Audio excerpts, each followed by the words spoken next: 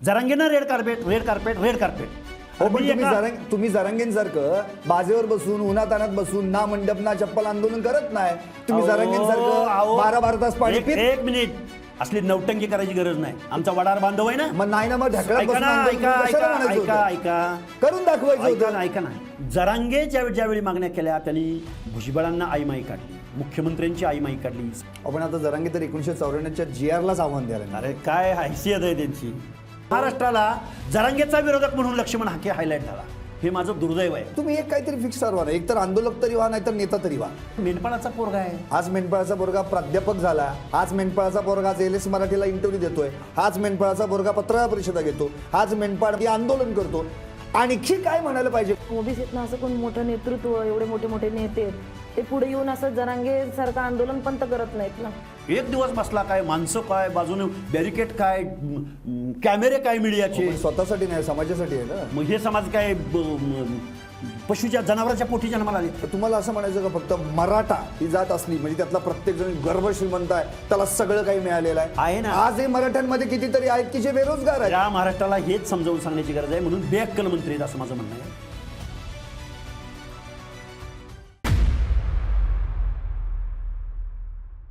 नमस्कार, मी संदीप आणि आपण पाहता LS मराठी. आधी प्राध्यापकी, नंतर राजकीय प्रवाहात आपल्या समाजासाठी काहीतरी करण्यासाठी एक त्या विषयाबद्दलची पण बांधिलकी, पण अर्थात त्यानंतर मात्र ओबीसी आरक्षण बचाव यासाठी आता गावोगाव भटकंती, कारण की समाजाला एकत्रित करण्यासाठी पुकारली जाणारी आंदोलनकी.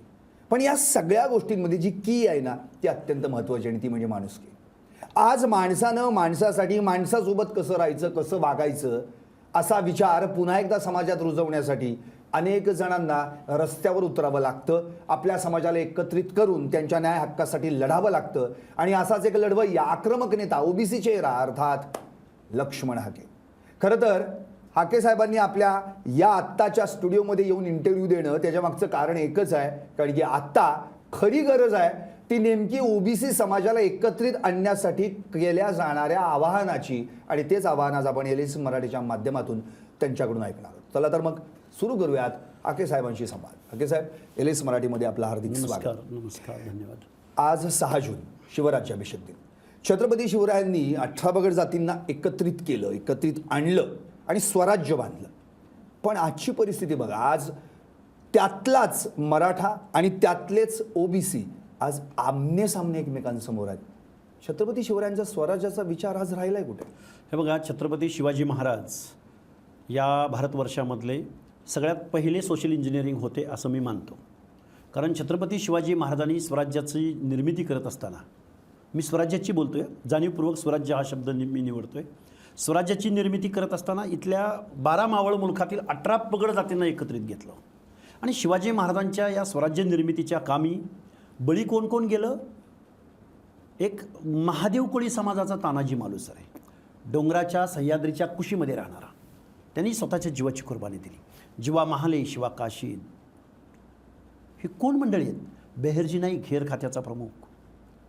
ही रयत आहे आणि हा महाराष्ट्र आहे. पण दुर्दैवानं आज छत्रपती शिवाजी महाराजांचं नाव घेऊन, शिवाजी महाराजांच्या नावाआडून दहशत कुणावर माजवली जाते? तर ओबीसीवरती, की ज्या ओबीसीनी हा महाराष्ट्र, ही व्यवस्था आणि त्या व्यवस्थेत गावचा पाटील वतनदार केंद्रबिंदूला मानून सेवा देण्याचं काम केलं. इथली जमीन सुपीक करण्याचं काम केलं. हर एक जातीवरती वेगवेगळा रोल होता आणि तो रोल प्रामाणिकपणे इथल्या ओबीसीनी आजपर्यंत निभावलेला आहे. ओबीसीमधला एकही नेता असा नाही, ओबीसीमधली एकही जात अशी नाही की ज्यांनी इथल्या देव, देश, धर्म, मातीच्या विरोधामध्ये बंड केलं आहे. नक्की या लोकांना ओबीसीचा एवढा तिटकारा का निर्माण झाला आहे? हे खरं तर महाराष्ट्रामधल्या विचारवंतांचं, महाराष्ट्रामधल्या स्वतःला खूप मोठे नेते समजणाऱ्या नेत्यांचं हे फेल्युअर आहे. हे मी खूप जबाबदारीनं तुमच्यासमोर मांडेन. शिवाजी महाराज महाराष्ट्राला कळलेच नाहीत आणि पुढाऱ्यांनी छत्रपती शिवाजी महाराजांना समजून घेण्याचा प्रयत्न केला नाही. जर छत्रपती शिवाजी महाराजांचं ध्येय, धोरण जर एका जरी पुढाऱ्याला कळलं असतं तर महाराष्ट्राचा झेंडा लाल किल्ल्यावर निश्चित फडकला असता. दुर्दैव महाराष्ट्राचं की ज्या देशाला समतेचं तत्त्व फुले शाहू आंबेडकरांनी दिलं, ज्या देशाला राजकारणाची, समाजकारणाची दिशा देण्याचं काम महाराष्ट्रानं केलं, ज्या देशाच्या इकॉनॉमीमध्ये सर्वात जास्त GDP सर्वात जास्त GST महाराष्ट्र भरतो त्या महाराष्ट्राचा नेता मात्र दिल्लीला चालत नाही.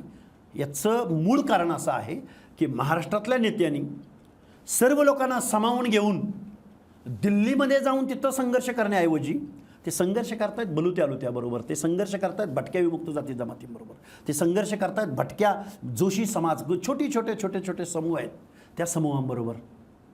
हा रयतेचा महाराष्ट्र नव्हे. महाराष्ट्रामध्ये छत्रपती शिवाजी महाराजांचं नाव घेऊन या छोट्या लोकांच्या मनामध्ये छोट्या OBC असतील, SC ST असतील, या बांधव अल्पसंख्याक असतील, या बांधवांच्या मनामध्ये छत्रपती शिवाजी महाराजांच्या इमेजचा गैरवापर करून त्यांच्या मनामध्ये दहशत निर्माण करण्याचं काम काही मुठभर मंडळींच्या माध्यमातून होतं आहे आणि आम्ही हे होऊ देणार नाही.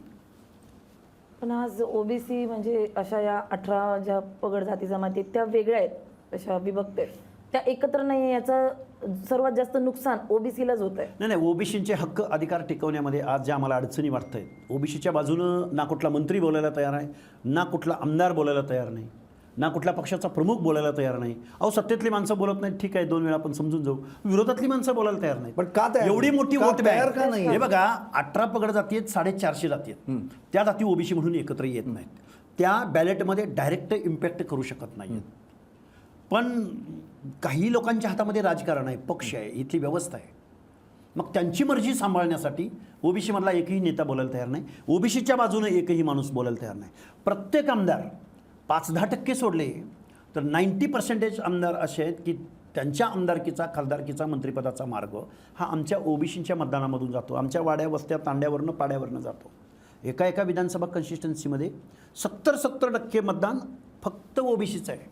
तरीही OBCच्या हिताची, OBCच्या हक्क अधिकाराचं संरक्षण इथून लोकनियुक्त असलेल्या आमदारांनी, लोकनियुक्त सरकारांनी घटनेची शपथ घेऊन सुद्धा एखाद्या जातीबद्दल अपपर भाव बाळगणार नाही.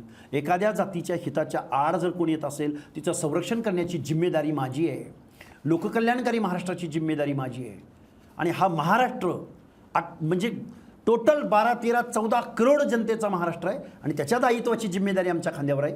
हे इथले राज्यकर्ते विसरलेत. पण मला एक हाकीसाहेब असं म्हणायचं आहे की सगळ्या मराठ्यांना एकत्रित आणण्यासाठी, त्यांना एकवटवण्यासाठी एक चेहरा उभा राहतो जरांगेंसारखा, आणि जरांगेंनी हाक दिली, साथ घातली तर लाखो मराठे एकत्र येतात.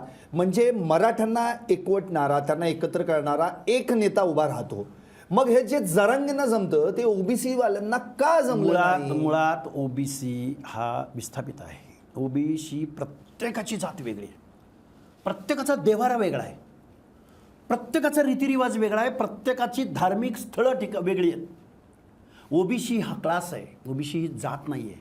मराठा ही जात आहे. जात एकवटायला वेगळं कष्ट घ्यायची गरज नाही आहे. पण 450 समूहाच्या म्हणजे सगळ्या ह्या क्लासला एकत्र आणण्याला मग छत्रपती शिवरायांनी कसं करून दाखवलं? छत्रपती शिवाजी महाराज जातीवर केलंच नाही ना काम त्यांनी. शिवाजी महाराजांनी महाराष्ट्राच्या भूमीसाठी छत्रपती शिवराय खपलेले आहेत. सांगितलं कोणी की एका मराठा कम्युनिटीसाठी शिवाजी महाराजांनी काम केलं म्हणून? छत्रपती शिवाजी महाराज रयतेचे राजे होते, महाराष्ट्राचे राजे होते. देशाला दिशा देण्याचं, देशामधल्या वेगवेगळ्या भौगोलिक प्रदेशामधल्या लोकांना स्फूर्ती देण्याचं, प्रेरणा देण्याचं प्रेरणापुरुष कोण होते? तर ते छत्रपती शिवाजी महाराज होते. शिवाजी महाराजांना एका जातीत बंदिस्त कशासाठी करताय? एका भौगोलिक प्रदेशात कशासाठी बंदिस्त करताय? भारतवर्षाला दिशा प्रेरणा दिली छत्रपती शिवाजी महाराजांनी. छत्रपती शिवाजी महाराजांचं सोशल इंजिनिअरिंग होतं. मग मला असं म्हणायचं आहे साहेब, जसं मराठ्यांनी आता मनोज जरांगेंना नेता मानलंय, मराठा आंदोलक म्हणून आपला एक मुख्य चेहरा मानलाय, तसं मग तुम्ही ठरवून कोणतरी एक नेता ठरवा ना. ठरवून गोष्टी होत नसतात. हाकेसाहेब का होऊ शकत नाहीत? नवनाथ वाघमारे का होऊ शकत नाही? तायवाडी का होऊ शकत नाही? छगन भुजबळ का होऊ शकत नाही? मुंडे का होऊ शकत नाहीत? लक्ष्मण हाके हा OBC मधला एका मेंढपाळाचा पोरगा आहे.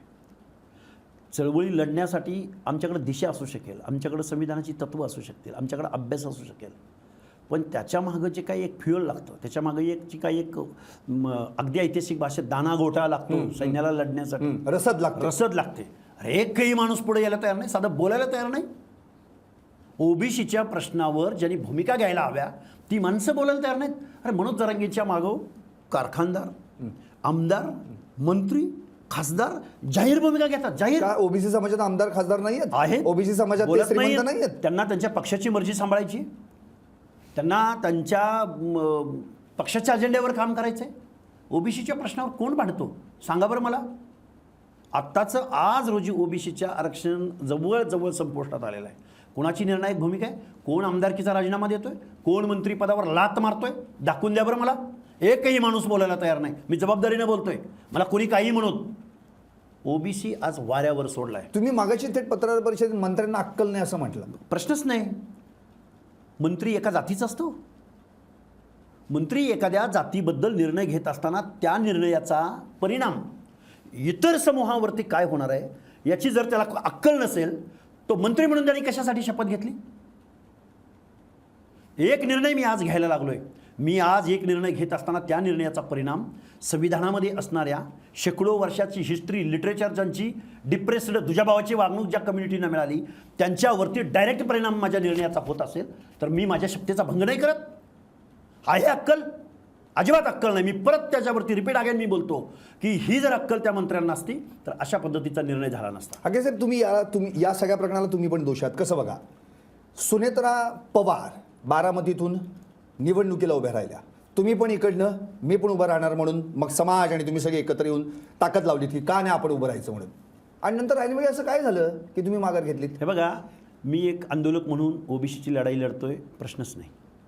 पण ती निवडणूक एक महिला लढत होती. मी लढणारा कारण. तुम्ही मागं घेताना कारण काय दिलं आठवतंय तुम्हाला? कारण काय दिलं होतं तुम्ही? हो, तुम्ही कारण काय दिलं होतं की आमच्या समाजा अडचणी ज्या आहेत, आमच्या न्याय हक्कांसाठी ते लढतील म्हणून आम्ही त्यांना पाठिंबा देतोय आणि मी माघार घेतोय. तसा शब्द- आज काय झालं?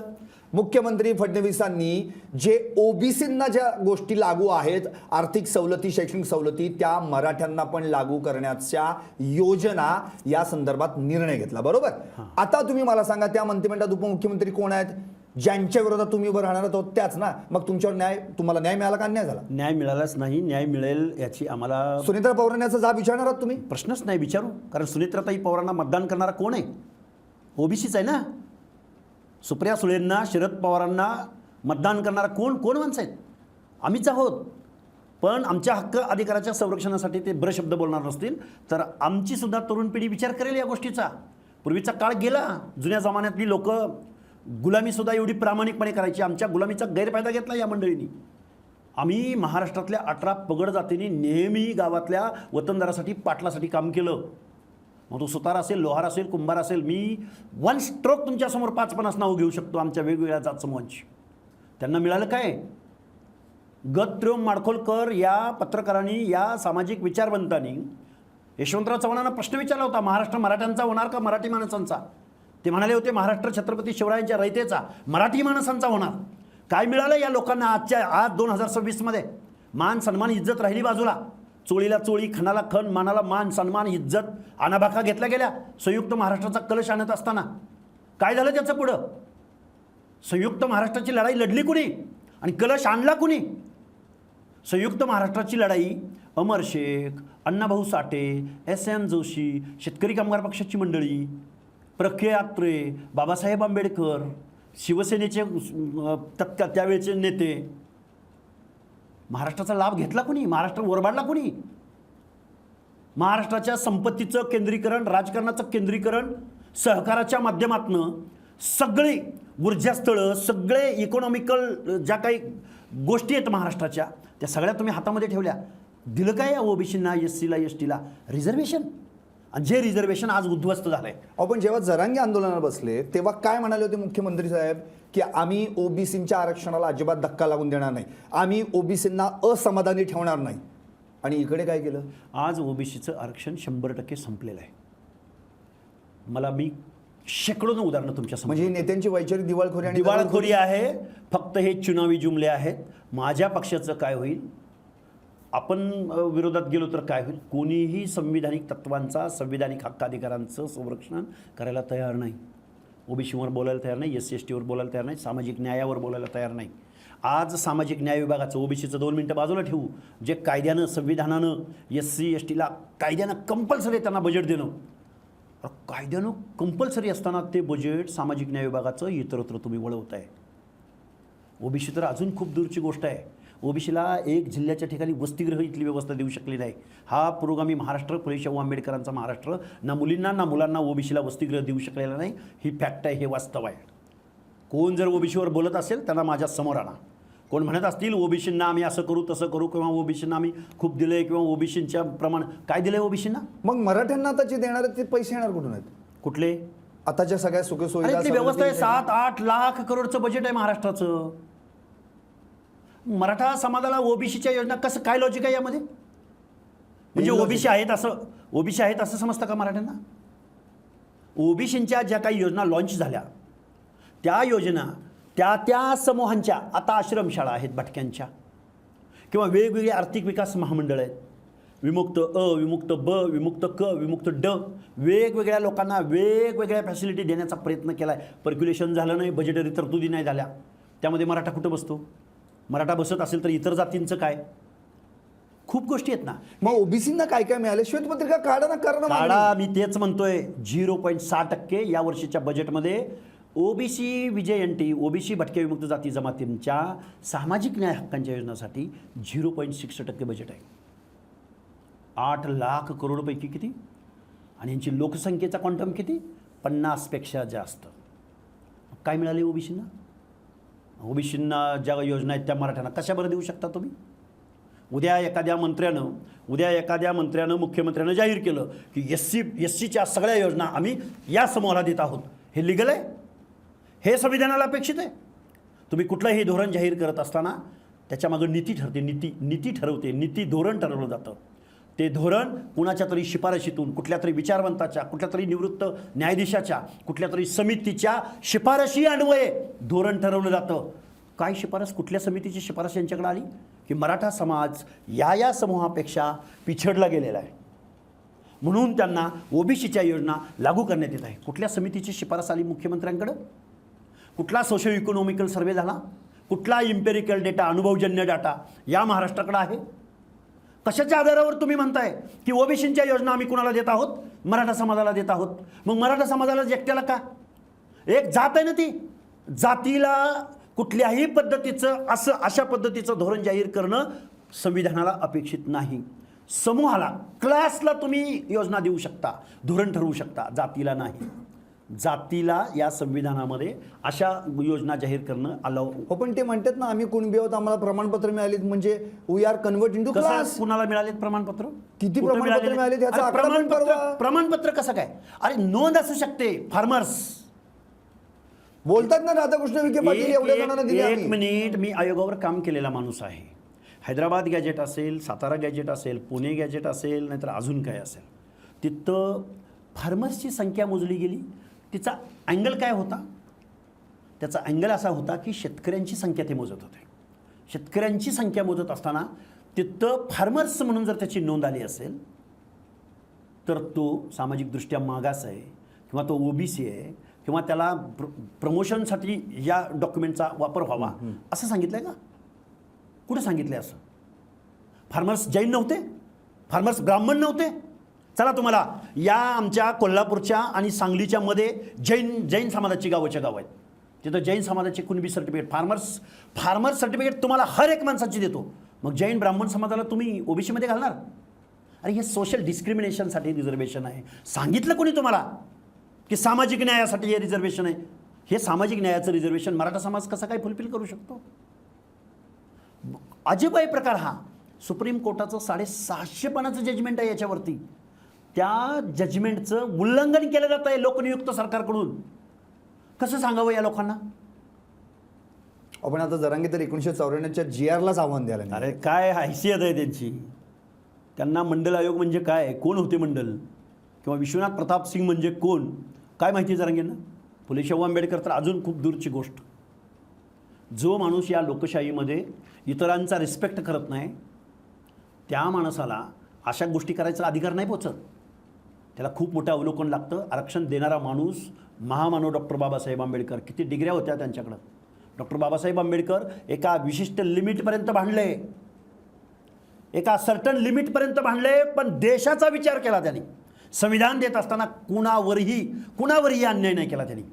या व्यवस्थेमध्ये पंक्तीला बसलेल्या शेवटच्या घटकाचा विचार करणारा महामानव डॉक्टर बाबासाहेब आंबेडकर. मला कसं म्हणायचं की तुमच्याकडे नेतृत्व पण आहे, वक्तृत्व पण आहे, पण मग हा सगळा 18 पगड जातीचा समाज ओबीसीतला तुम्ही उभे राहिल्यानंतर तुमच्या मागं जरांगेंसारखा काय एकवटत नाही, का उभा राहत? एकवटेल जरूर का एकवटेल. ढेकळत आंदोलन केल्याशिवाय येणारच नाही आता तो? हे बघा, आमचा बळी जाईल, पण एक दिवस ज्या दिवशी ओबीसीच्या जगन्नाथाचा रथ सुरू होईल त्या दिवशी मोठमोठे इमले, गडी, वाड्या, भारत कारखाने- हाके आखणार आहेत? प्रश्नच नाही.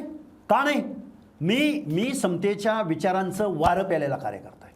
मी नामदेव ढसाळांचा अभ्यास केलेला कार्यकर्ता आहे. मी पॅन्थर चळवळ स्टार्ट टू एंडपर्यंत, रामदास आठवलेंपर्यंत, राजा ढालेंपासून, जवी पवारांपासून नामदेव ढसाळांपर्यंत प्रत्येक माणसाचं विचार, आकलन, दया पवार कोण, सगळ्या काय सांगावं तुम्हाला मी. माझं दुर्दैव हे की महाराष्ट्राला जरांगेचा विरोधक म्हणून लक्ष्मण हाके हायलाईट झाला. हे माझं दुर्दैव आहे. मला खेद वाटतो या गोष्टीचा. लक्ष्मण हाकेचं लिटरेचर किंवा लक्ष्मण हाकेचं एकूण कार्यकर्ता म्हणून काय भूमिका आहे महाराष्ट्राला अजून उमगली नाही. आणि ज्या दिवशी उमगेल त्या दिवशी ओबीसीची सत्ता महाराष्ट्रावर असेल. हाके साहेब, तुम्ही प्राध्यापक म्हणून शिकवताना समोर तुमचा मराठा आहे का ओबीसी असं कधीच बघितलेलं अरे नाही. समतेचं तत्व सांगत असताना जर इथल्या लोकशाहीनं, इथल्या व्यवस्थेनं जर SC STचे ओबीसीचे अधिकार मान्य केले नसते तर आज एक भारत नावाचा देशच अस्तित्वात आला नसता ना. तुम्ही एक काहीतरी फिक्स ठरवा ना, एक तर आंदोलक तरी व्हा, नाही तर नेता तरी व्हा. दोन्ही राजकीय नेता तरी व्हा, नाही तर आंदोलक तरी व्हा. हे बघा डॉक्टर बाबासाहेब आंबेडकरांनाही ह्या गोष्टींना त्यांच्यावर लिमिटेशन आल्या. देशाला संविधान देणारे डॉक्टर बाबासाहेब आंबेडकर ज्यावेळी ते निवडणुकीला सामोरे गेले, ज्या रिझर्वेशनच्या सीटवर सामोरे गेले, ज्या बाबासाहेबांच्या माध्यमातून जे रिझर्वेशन मिळालेलं होतं तिथंच एक माणूस उभा राहतो आणि संविधान निर्मात्याचा पराभव करतो. ही फॅक्ट आहे ना. बाबासाहेबांचा पराभव केला ना. आणि कुणी केला? त्यांच्याच बांधवानं. नाही, तुमचं कसं होतं, निवडणूक आले की 14ला उभं राहायचं, निवडणूक आले की 24ला उभं राहायचं, आता परत 29ला उभं राहणार, आणि मग जेव्हा आंदोलन करायचं तेव्हा आंदोलन करणार. नेमकं काहीतरी एक फिक्स करा. हे बघा, समाजाला आता राजकारण- चेहऱ्याची गरज आहे, हे तर तुम्हाला फक्त माहिती. हे बघा लक्ष्मण हाकेला ह्या सगळ्या गोष्टींची कल्पना आहे. जी काही निवडणुका जिंकण्याचं जे काही व्याकरण, जे काही मॅन, मनी, मसल आणि आजकाल अजून वेगळ्या गोष्टी लागतात, ह्या गोष्टी आहेत ना, या काही ठराविक लोकांनी आत्मसात केलेल्या आहेत. ज्या तुमच्याकडे नाही येत. प्रश्नच नाही. अरे मेंढपाळाचा पोरगा आहे, तो काय म्हणतोय हे सुद्धा ऐकायची. पण हाच मेंढपाळाचा पोरगा प्राध्यापक झाला, हाच मेंढपाळाचा पोरगा LS मराठीला इंटरव्ह्यू देतोय, हाच मेंढपाळाचा पोरगा पत्रकार भवनला पत्रकार परिषदा घेतो, हाच मेंढपाळ मराठे, जरांगे यांना त्यांना पुरून उरण्यासाठी आंदोलन करतो. आणखी काय म्हणायला पाहिजे का? प्रत्येक वेळी फक्त मेंढपाळाचा पोरगा इतकंच सांगणार तुम्ही? Credit goes to constitution. या लोकशाहीला मग जरांगे संविधानाच्या विरुद्ध मागणी करतात. प्रश्नच नाही. तुम्ही मला मागणी करायचा अधिकार आहे ना. मला मागणी करायचा अधिकार आहे, पण मला यातलंच पाहिजे असं ज्यावेळी मी म्हणतो किंवा माझ्या मागणीचा परिणाम यांच्या झोपडं उद्ध्वस्त करणारा असतो त्यावेळी तुम्ही रिस्पेक्ट करता इतरांचा. जरांगे ज्यावेळी मागण्या केल्या त्यांनी भुजबळांना आईमाई काढली, मुख्यमंत्र्यांची आईमाई काढली, संविधानिक पदावर असणाऱ्या माणसाची, वैधानिक पदावर. त्यांनी ओबीसीच्या अनेक नेत्यांची आईमाई काढली. अर्वाच्य भाषेमध्ये कमरेखालची भाषा वापरली. मीडियानं ती एखाद्या चावून म्हणजे काय म्हणतात त्याला, एकदम इंटरेस्टिंग जशी आज तुम्ही साळसूतपणे वापरली, मंत्र्यांना अक्कल नाही, एवढंच. प्रश्न शब्द वेगळा आहे. शब्द शिव्या, तुम्ही शिव्या खाताय ना. मी फक्त अक्कल नाही म्हणजे, अक्कल हा शब्द खूप पॉझिटिव्ह अँगलनं घ्या ना. आपली लोकशाही 80व्या वर्षात पदार्पण करते. 80व्या वर्षात पदार्पण करत असताना आपण किती मॅच्युअर व्हायला हवं. ही लोकशाही रन करणारी माणसं, त्यांचा आवाका किती मोठा पाहिजे. या भारताच्या लोकशाहीमध्ये ज्या घटना घडामोडी घडतायत, 80 वर्षाची लोकशाही होते, त्याचवेळी ब्रिटनमध्ये काय चालू आहे, त्याचवेळी अमेरिकेमध्ये काय चालू आहे. अरे जिओ बायडन नावाचा राष्ट्राध्यक्ष होता अमेरिकेचा, त्यावेळी एका जॉर्ज फ्लॉईड नावाच्या एका निग्रोची हत्या झाली एका श्वेतवर्णीय पोलिसाकडून. ज्यावेळी जिओ बायडन अध्यक्ष झाले त्यावेळी त्या हत्या झालेल्या कृष्णवर्णीयाच्या 2.5 वर्षाच्या मुलीसमोर हा अमेरिकेचा सुपर पॉवरचा अध्यक्ष गुडघ्यावर बसला. तिनं माफी त्या मुलीची मागितली, तमाम अमेरिकेमधल्या निग्रोंची मागितली. त्या पोलिसाच्या बायकोनं डिवोर्स घेतला त्या माणसाकडून. एवढ्यावर थांबलं नाही, 1 दिवस काळा दिवस म्हणून पाळला गेला. संपूर्ण निग्रोची माफी मागत असताना जिओ बायडननी निग्रोंना आजही आम्ही सामाजिक न्याय देऊ शकलो नाही, आजही त्यांच्याकडं ब्लॅक किंवा निग्रो म्हणून पाहिलं जातं आहे, आजही त्यांना आम्ही माणुसकीचं जीवन देऊ शकलो नाही म्हणून परत कायदे कडक केले. हे सुपर पॉवर अमेरिकेचं प्रगल्भतेचं लक्षण आहे. भारतामध्ये काय होतंय, महाराष्ट्रामध्ये काय होतंय, यांनी खूप खाल्लंय आणि यांचं आता आम्ही बघूनच घेतो. यांनी खूप खाल्लंय, आमच्या वाट्याचं खाल्लंय. अरे काय खाल्लं तुझ्या वाट्याचं? 0.6% बजेट. अरे आत्ता कुठेतरी एखादा महापौर, नगरसेवक, एखादा सभापती व्हायला लागला होता, तेही तुम्ही आता हिरावून घेतला. पण ते म्हणजे आम्ही हक्काचं मागतो. कसल्या हक्काचं? ओबीसीचं मिळवणं म्हणजे हक्क का? उद्या म्हणतील आम्हाला SCचं पाहिजे. कसं घेणार बरं? तुम्ही पुंगारी वाजवली, तुमच्या बाबतीत छूत अच्युतपणा पाळला गेला? तुम्हाला गावगाड्यातलं आजही तुम्ही त्या जातीत जन्माला आल्यामुळं, तो व्यवसाय तुमच्याकडे असल्यामुळं, अरे एखाद्या दलित समाजातला मुलगा कलेक्टर झाला तरी त्याची जात जात नाही आजपर्यंत. एखादा कलेक्टर झाला म्हणून तुम्ही नाही जात त्याच्यासमोर, चल माझी मुलगी तुला देतो म्हणून. हे वास्तव नाही आहे आजही. अरे शेकडो वर्षाचा ब्लड काढलं तरी ब्लडमध्ये सुद्धा आज सोशल डिस्क्रिमिनेशन दिसून येतं, जातीभाव भेदभाव दिसून येतो. या व्यवस्थेमध्ये सगळ्या लोकांना समतेचं, सिव्हिलायझेशनचं, लोकशाहीचं सुग्रास असं अन्न जर पोचवायचं असेल, त्याला फिडिंग करायचं असेल, तर सोशली हँडिकॅप्ड लोकांना प्रमोट करण्यासाठी रिझर्वेशन हे प्रावधान आहे. हे कधी कळेल त्या जरांगेला?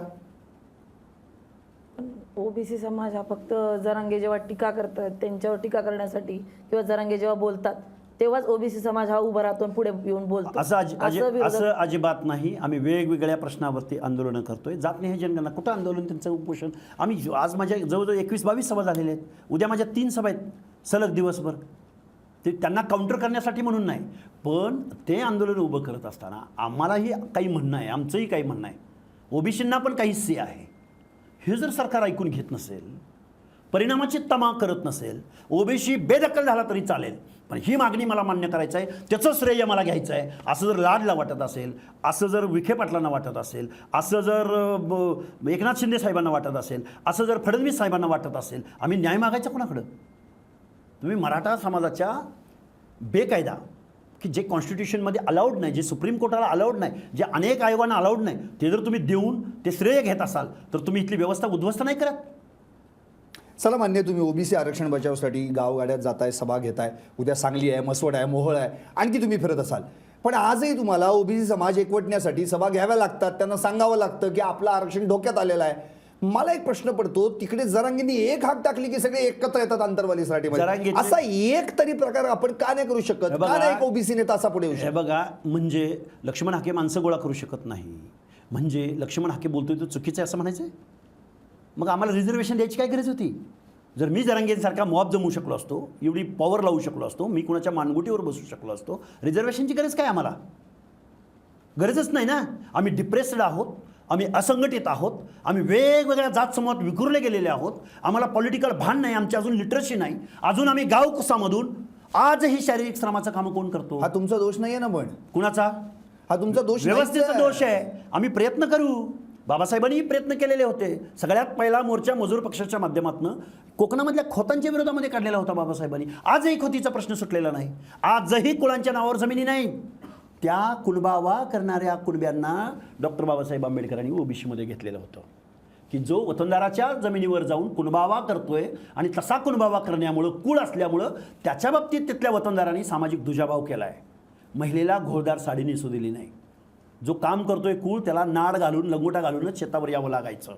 त्याला त्याच्या दारामध्ये लग्न वगैरे ह्या सगळ्या गोष्टी वतनदाराप्रमाणे त्या तिथल्या मेन पाटील वतनदाराप्रमाणे करता आला नाही. डॉक्टर बाबासाहेब आंबेडकर कोकणामध्ये फिरत होते त्यावेळी त्या कुणब्यांना त्यांच्या बाबतीत दुजाभाव झाला आहे म्हणून कुणबी रिझर्वेशन ओबीसीमध्ये अलाउड केलेलं होतं. त्या कुणब्यांना फायदा व्हावा म्हणून मराठा या शब्द जर त्या कुणब्यामुळं मराठा म्हणलं गेलं असेल म्हणून त्या कुणब्याला फायदा होण्यासाठी मराठा शब्दाचा जी.आर. काढला गेला, पण कुणब्यांना फायदा होण्याऐवजी कुणब्यांच्या नावाचा गैरफायदा मराठ्यांनी घेतला. चला, आज आता तुम्ही मगाशी व्यवस्था शब्द काढला म्हणून त्याबद्दल बोलूयात. आजच कॉक्रोच जनता पार्टीचं जंतर मंतरवर आंदोलन सुरू आहे. तिथं तरुण का एकवटला आहे? तर आमच्या शिक्षण व्यवस्थेची अत्यंत दुरावस्था झालेली आहे. आमच्याकडे पेपर लीक होतात, पेपर फुटतात, प्रश्नपत्रिका वाटल्या जातात म्हणून.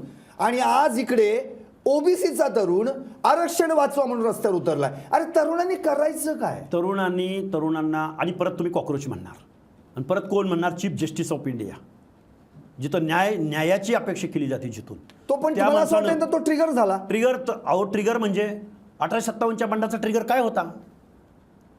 एक बंदुकीला चरबी एवढाच होता ना. तुम्ही कॉक्रोच म्हणताय.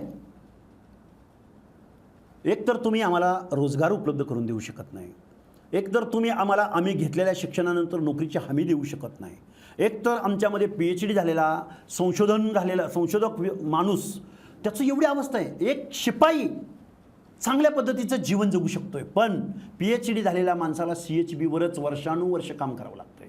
आज एका माणसाचा मला सकाळी फोन आला होता, प्राध्यापक बालाजी वाघमोडे नावाचा. आज त्याला रिटायरमेंटला फक्त तीन वर्ष बाकी आहेत. आजपर्यंत तो CHBवर काम करतो आहे. त्याची पत्नी आहे, ती पण CHBवर काम करते. हे फेल्युअर नाही आपल्या व्यवस्थेचं. एक दिवशी ज्या दिवशी उठाव होईल ना, ही झेन झी 2000 सालानंतर जन्माला आलेली पिढी, माझं फक्त एकच त्यांच्याकडून अपेक्षा आहे, त्यांचा सिविक सेन्स आणि संविधानाप्रती त्यांची भूमिका जर जाहीर झाली तर या झेनजी किंवा झुरळ जनता पार्टीचा पहिला सदस्य व्हायला मी तयार आहे. तुम्ही झुरळांसोबत चालणार आहात असं? प्रश्नच नाही. आम्ही झुरळच आहोत, आम्ही केकरच आहोत आपल्या भाषेमध्ये. आमचं कोण ऐकूनच घेत नाही ना. जरांगेंना लगेच रेड कार्पेट घातला जातो. आम्हाला विचारलं का कोणी? हो, पण तुम्ही जरांगेंसारखं बाजेवर बसून उन्हातानात बसून ना मंडप ना चप्पल आंदोलन करत नाही. तुम्ही जरांगेंसारखं 12 तास पाणी पित. एक मिनिट, असली नौटंकी करायची गरज नाही. आमचा वडार बांधव आहे ना. मग नाही ना, मग ढकलत ऐका बसून ना, आंदोलन ऐका कशाला ऐका म्हणायचं ऐका होतं? ऐका करून दाखवायचं ऐका होतं. ना, ऐका ना. दगड फोडणारा वडार कधी दिसला का प्रसाद लाड विखे पाटलाला? का तोडी फोडणारा दिवसभर- बेलदार दिसला का मग? सांगतेच विचारतोय ना मी. ऊसतोड करणारा बंजारा वंजारी दिसला कधी? रात्रंदिवस उन्हामध्ये मेंढ्यांचे कळप घेऊन या गावाचा त्या गावाला जाणारा मेंढपाळ कधी दिसला? आणि एक माणूस काय उठला काय, टापरी बांधतो काय, खाली गादी टाकतो काय, तक्क्या टाकतो काय, राजासारखा बसतो काय, त्याला तुम्हाला एवढं झोंबलं? तुम्ही नाही आमच्यावर, आजही तुम्ही आमच्याकडे सापत्न भावडीनं बघत नाही इथली व्यवस्था. हे शोभतं मंत्र्यांना. जरांगेंना रेड कार्पेट. अरे हे लोक रात्रंदिवस मरतायत ना, सनस्ट्रोकनं मरतायत माणसं, उष्माघाताच्या झटक्यानं. हा खरा कष्टकरी.